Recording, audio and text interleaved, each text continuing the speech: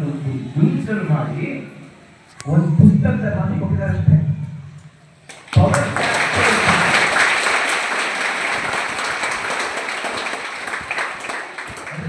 Power capsules ಅಂತ ಹೇಳ್ತಾರೆ. Capsule ಮಾತ್ರೆ, ಪವರ್ ಅಂದ್ರೆ ಶಕ್ತಿವಂತ ಮಾತ್ರೆಗಳು ಅಂತ ಹೇಳ್ತಾರೆ.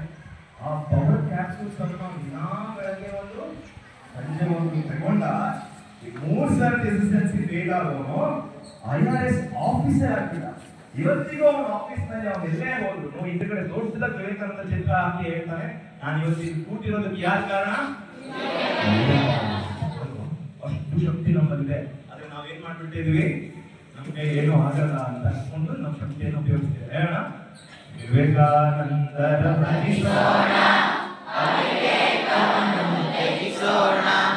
ಜಗದಲ್ಲಿ ಗುರಿಯನ್ನು ಮುಟ್ಟೋಣ, ನವಭಾರತವನ್ನು ಕಟ್ಟೋಣ. ಈಗ ಏನೇನು ಬರಬೇಕು ಅಂತ ಹೇಳಿದ್ವಿ, ಬರಲಿ ಹೇಳಿದ್ವಲ್ಲ, ಏನೇನು ಹೋಗ್ಬೇಕು ಅಂತ ಹೇಳಿದ್ವಿ, ಹೋಗಲಿ ಹೇಳಿದ್ವಲ್ಲ. ಈ ವಿವೇಕಾನಂದ ಹೇಳ್ತಾರೆ, ನಾವೆಲ್ಲ ತುಂಬಾ ಕೆಟ್ಟವರಲ್ವಂತೆ, ನಮ್ಮಲ್ಲಿ ಒಂದು ಸ್ವಲ್ಪ ಒಳ್ಳೆ ಬುದ್ಧಿ ಇದೆ ಅಂತ. ಅದನ್ನ ಏನ್ ಮಾಡ್ಬೇಕು ನಾವು? ಒಳ್ಳೆ ಬುದ್ಧಿನ ಏನ್ ಮಾಡ್ಬೇಕು? ಸ್ವಲ್ಪ ಇದ್ರೆ ಏನ್ ಮಾಡ್ಬೇಕು? ಬೆಳೆಸ್ಕೊಳ್ಬೇಕು. ಹೌದಾ? ಅದಕ್ಕೆ ಏನ್ ಹೇಳ್ತಾರೆ? ಏನ್ ಹೇಳ್ಬೇಕು? ಬೆಳೆಯಲಿ.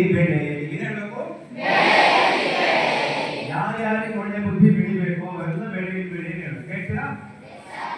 ಸೇವಾ ಬುದ್ಧಿ